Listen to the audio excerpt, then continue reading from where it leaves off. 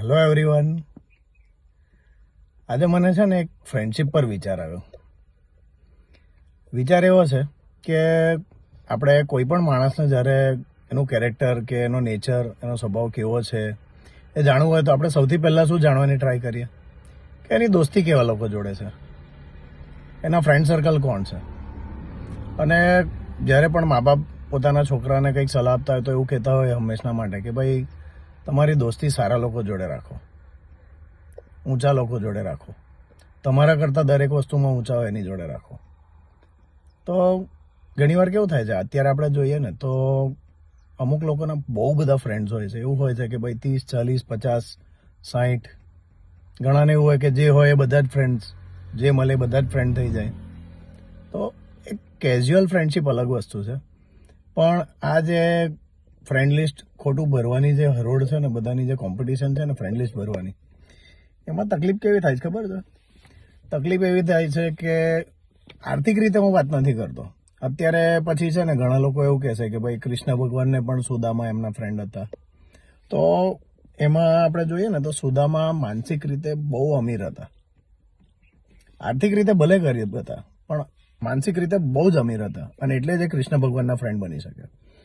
તો આપણે જ્યારે આપણી કમ્પેરિઝન કરીએ ને તો એમાં એવું વિચારજો, જોજો ઘણા બધાના કે ભાઈ જે કંઈક 50 ફ્રેન્ડ્સનું ગ્રુપ હશે ને, 50માંથી કમસે કમ 30 થી 35 જણા એવા હશે કે જરૂર પડે જ તમને ફોન કરતા હશે. ફોન મેસેજ, તમારી જરૂર પડે એનો ફોન કે મેસેજ આવશે. સૌથી પહેલાં ફોન કે message, hi hello good morning good ઇવનિંગનો કંઈ 1-2 દિવસ આવશે, અને પછી તમને કંઈક ને કંઈક એ તમને કહેશે કે ભાઈ મારે આ કામ પડ્યું હતું તારું, કે આ વસ્તુની જરૂર હતી, કે સમથિંગ જે બી કહીએ વખતે એની જરૂરિયાત હશે.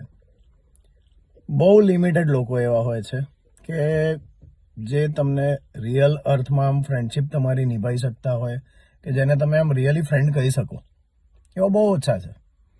અને સંગત તેવી રંગત એવું કહેવાય છે ને. એને એક બીજો એક્ઝામ્પલ હું એવો આપીશ કે તમે વિચાર કરો કે તમે એક જગ્યાએ કંઈક મકાન લીધું કે પ્લોટ લીધો છે, કોઈ ખાલી પ્લોટ લીધો છે.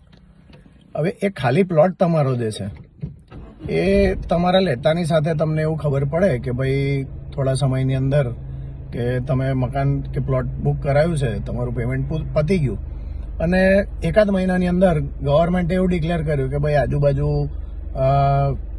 પેલું કે ને સ્મશાન ગૃહ આવશે, કે પછી આજુબાજુમાં કંઈક વેસ્ટ મટીરિયલ જે આપણું નીકળે છે, રોજ કચરાની ગાડીઓ આવે છે, તો એ વેસ્ટનું કંઈક કલેક્શન સેન્ટર બનશે, કે સમથિંગ એ ટાઈપનું કંઈક એવું બનશે કે જે એકદમ નકામું છે.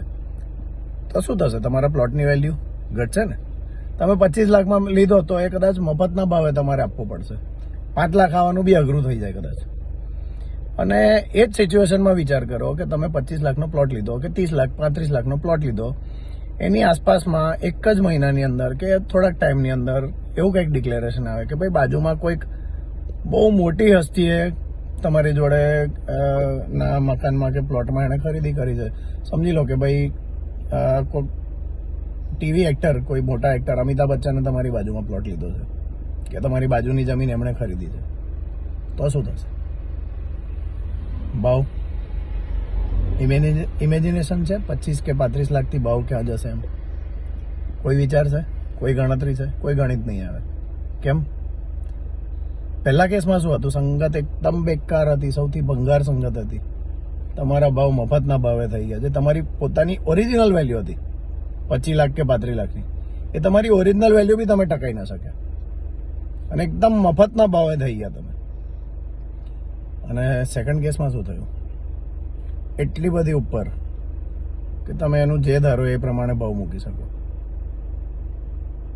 સંગતનો અસર હોય છે. તમારા શું વિચાર છે? કોમેન્ટમાં જણાવજો. કોમેન્ટ, બધા વિડીયો જુઓ છો ખરા પણ કોમેન્ટ્સ કરતા નથી. તમારા જે કંઈક વિચાર હોય એ પણ કોમેન્ટમાં જણાવજો, અને શાંતિથી વિચારજો. જય શ્રી કૃષ્ણ.